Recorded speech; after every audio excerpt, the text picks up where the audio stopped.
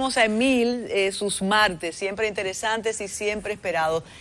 Emil, hay un aspecto que sé que no es el que va a tratar, pero tiene que ver con su tema. Pensábamos que había un antes del COVID, después del COVID, y que todo iba a ser diferente, incluso las relaciones interpersonales. Tengo una persona muy cercana que decía, todos nos vamos a querer más. Creo que hubo un instante de eso, pero después volvimos a ser los mismos. En términos de las relaciones internacionales, los estados, los jefes de gobierno, ¿qué se espera ahora, después que más o menos estamos remando en la tormenta? Porque iba a decir que estamos capeando el temporal, pero yo no creo, Emil, la situación no es para nada halagadora ni halagüeña. Bienvenido a su martes. Bueno, es un gran placer para mí compartir con usted. La verdad es que son conversaciones exquisitas y las que hemos tenido en estos últimos años, yo nunca las olvidaré. O sea que qué bonito que podamos conversar de nuevo. Y sí, yo digo que quien escribe historia, aunque sea testigo de la historia, siempre puede pecar de concentrarse en lo inmediato y de quizá no ver el bosque completo, sino el árbol. Y cuando comenzó la pandemia, yo sentí, y yo fui parte de esa ola en cierto sentido, bueno, que nos alarmamos mucho. Entendíamos que el mundo iba a cambiar de una manera demasiado radical. Y en las relaciones internacionales eso fue especialmente cierto.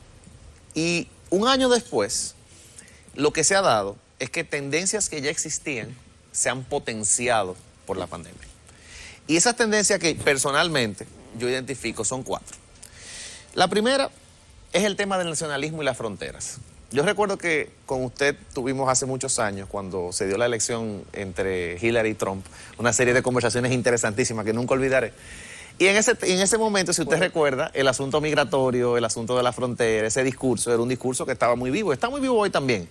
Pero el concepto de frontera y de identidad nacional como un concepto excluyente, como un concepto que otorga prioridad fundamental al interés nacional, sobre todo, es un concepto pernicioso para las relaciones internacionales. ¿Por qué? Porque para que exista cooperación, usted tiene que entender que a veces hay que ceder un poco para que el que tiene menos posibilidades que usted, pues pueda también obtener ciertas cosas.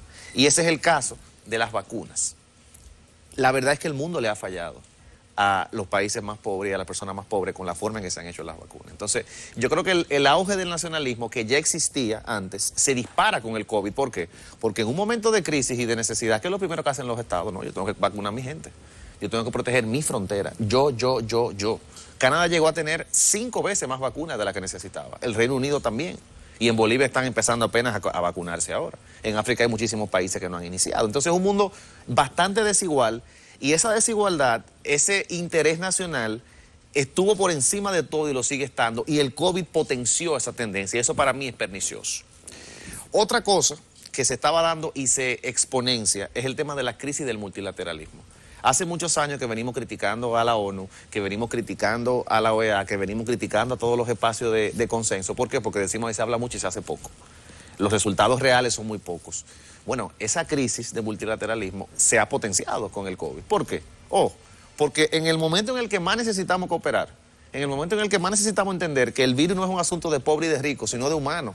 Porque si erradicamos el virus en el norte y no hay vacunas en el sur, ¿qué pasa con el virus? Muta. Y vamos a pasarnos todo el tiempo en un ciclo interminable de mutaciones nuevas y de nuevas vacunas y eso no va a terminar hasta que no entendamos que a los pobres hay que vacunarlos también. Entonces, ese multilateralismo, en vez de fortalecerse en medio de la pandemia, lo que hace es que se debilita. Esa es una segunda tendencia.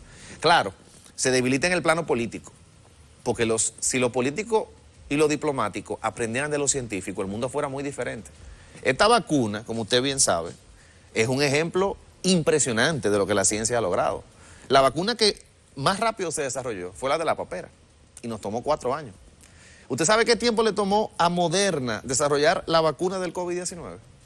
3 días, luego de secuenciado el genoma del virus. Y por eso vino toda aquella narrativa de que no creo en la vacuna porque se desarrolló muy rápido. Correcto. Y eso hay que entenderlo. Pero escuchando y con la referencia que usted hace de aquellas conversaciones, recuerdo al filósofo Eugenio Trías, que decía que la globalización subrayaba los nacionalismos, paradójicamente.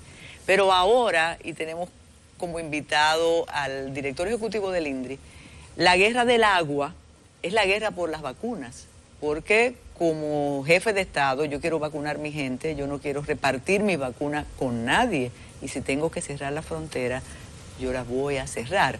Pero ahora usted está hablando del avance científico y del multilateralismo y de los jefes de Estado. Emil, ¿crees que esta crisis debió ser manejada por los científicos y no por los políticos? Totalmente. Porque los jefes de Estado dañaron el asunto y que esto pudo ser más fluido si no quisiéramos, si no nos hubiéramos dejado llevar de los intereses políticos nacionales e internacionales. En un mundo ideal, sí. Si el mundo fuera un laboratorio en el que uno pudiera aislar variables y replicar esas variables, sí. Pero lamentablemente eso es imposible, porque la política siempre es un elemento inalienable de la administración de cualquier asunto. O sea, eso no podemos separarlo. Ahora, en un escenario ideal hubiese sido lo correcto. Y eso me lleva al tercer punto, que yo creo que también ha potenciado el COVID. El tema del autoritarismo, la erosión de los límites al poder. Cuando hay una crisis, ¿qué es lo primero que la gente siente? Inseguridad. Y ante la inseguridad, ¿qué es lo primero que uno hace? Ceder libertad. ¿Para qué? Para que el Estado te proteja. Los estados en el mundo, y las democracias occidentales en específico, han crecido en fuerza, han tenido menos limitantes. Y cuando eso se usa por el bien colectivo, es difícil reducir el tamaño de ese Estado y el tamaño de esas medidas que se adoptaron cuando se termina la crisis. O sea, los Estados se han vuelto más grandes, gastan más, hay mayor deuda pública, hay más gasto público, y eso no es aquí, eso es en todos lados. Entonces, esa grandeza del Estado también se ve combinada con el discurso de muchos políticos que vienen no desde Trump, desde antes, pero son un producto que hemos hablado muchísimo ya de la década pasada. Y si usted combina esa crisis con ese discurso, hay autoritarismo. O sea, hay Bolsonaro, miren por ejemplo a Bukele. Mire a Bukele.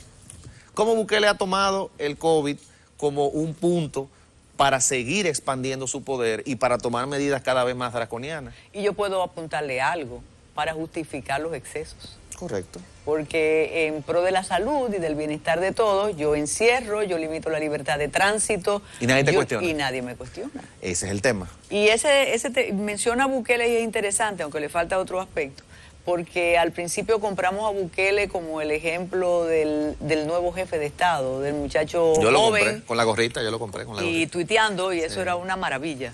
Y la verdad es que poco a poco hemos descubierto aspectos. A mí él me perdió cuando entró al Congreso con los militares. Exacto. Ahí fue que yo dejé de seguirlo. Y cuando dijo que era en nombre del pueblo, que el pueblo quería que él hiciera eso. Y por eso The Economist, de manera muy atinada, dice, el primer dictador millennial de América Latina. Exactamente. Lamentablemente esa es la realidad. Entonces el COVID hace posible que esas tendencias autoritarias se exponencien. ¿Por qué? Porque el que llega al poder con esa agenda y tiene una emergencia en la mano, ¿qué es lo que hace? Explotarla para fines políticos. Entonces el COVID realmente no ha cambiado tanto al mundo como lo creíamos. Lo que ha exponenciado, por lo menos en materia de relaciones internacionales, tendencias que ya estaban ahí. Ese es mi argumento y es lo que yo de hecho estoy trabajando en un pequeño artículo. Y quería compartir con ustedes hoy porque yo pensaba, hace un año, que el mundo iba a ser radicalmente distinto hoy. Que la respuesta en contra de la globalización que se viene viendo... Ha sido radicalmente igual y es peor. Sí, es como que nos hemos adaptado simplemente a una nueva realidad. Los cambios no eran lo que esperábamos. Hay un factor, Emil, el miedo ha jugado. Recuerda aquello de los historiadores del siglo pasado, y me encanta la diferencia cuando hablan del miedo y del odio. Pero aquí yo creo que el miedo ha incidido para que de verdad acatemos la orden de los jefes de Estado, del gobierno. Porque tenemos el miedo a infectarnos, el miedo a que no aparezca la vacuna y el miedo a que no me inoculen la vacuna o los que son antivacunas a que se la pongan. Entonces, ¿crees que en esta nomenclatura diferente que haces, el miedo ha jugado un papel determinante? Determinante. De hecho, el miedo yo diría que es el hilo conector entre todos los factores que yo he mencionado.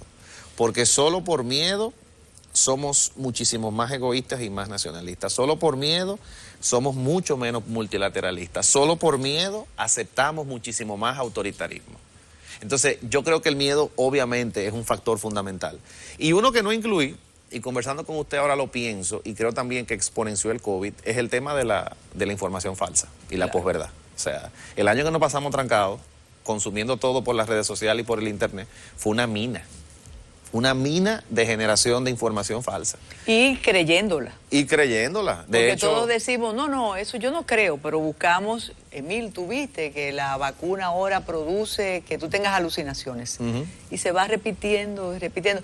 De alguna manera se ratificó la condición de cautivos que a veces tenemos los súbditos frente al Estado omnipotente, el Leviatán. El Leviatán. Sí, es la realidad, es la realidad. Y la gran excusa de las emergencias para los distintos gobiernos, para los distintos jefes de Estado. ¿Crees que ha servido para, además, otro elemento un poquito más delicado, para justificar o encubrir acciones que sin emergencia serían delictuales, ¿no? Claro, claro. Yo creo que un ejemplo de eso es el tema del espionaje y de las libertades civiles. Fíjese que recientemente hubo un escándalo muy grande con el Pegaso, que hablamos de hecho Yulisa y yo hace unas semanas aquí sobre eso y sobre cómo los gobiernos están abusando mucho los poderes excepcionales que están utilizando precisamente para desvirtuarlo. Si yo tengo software de espionaje, en vez de usarlo para capturar, ¿verdad?, a los infractores de la ley, lo uso para perseguir a mis opositores políticos. Se desvirtúa mucho, y el COVID hace que eso sea posible. Ahora, yo también creo, y con esto yo creo que cerraría pues un poquito esa ola de no cambios, porque ese es mi argumento central, no hay tanto cambio como la gente pensaba que había en materia internacional con el COVID. Es que a mí me parece que en lo adelante, una cosa que sí cambió, para mí completamente, es el dogma neoliberal, como un principio de organización del Estado. La idea de que el Estado debe jugar un rol pequeño y los mercados tienen una preponderancia más grande. Algo que era casi un dogma de fe, como usted sabe, hasta hace unos pocos años. Digo que eso cambió completamente, porque cuando hay emergencia, cuando está todo cerrado y cuando hay incertidumbre, el Estado sigue siendo y seguirá siendo siempre el refugio del que necesita que lo protejan, no los mercados. Entonces ahora, los propios americanos, los propios ingleses, que fueron los digamos que verdad, el altoparlante del neoliberalismo y de esta idea de que necesitamos un Estado pequeño y un mercado grande, son los que están rompiendo con esos dogmas. El déficit del gasto público americano en estos últimos 2 años es una cosa impresionante. Lo mismo pasa con los ingleses, que tienen el déficit en el gasto público más alto desde la Segunda Guerra Mundial. Entonces ya esa idea de, ay, la deuda es mala, ay, el Estado grande es malo, ay, el Estado no debe hacer esto, ay, el Estado debe regular, para mí el COVID mató eso. El Estado protector de nuevo. El Estado protector de nuevo. ¿Se hizo de manera consciente o fue precisamente la emergencia que sorprendió a todos los estados que ha permitido esas variables que usted menciona? Yo creo que no es un tema consciente, no hay un hilo conector. Para mí, simple y sencillamente, eso ya estaba, el COVID lo exponencia, pero no es que haya un plan maestro para desmontar esta forma de ver el Estado, para exponenciar el nacionalismo, para exponenciar el autoritarismo. Yo no creo. Yo creo que simple y sencillamente son coyunturas.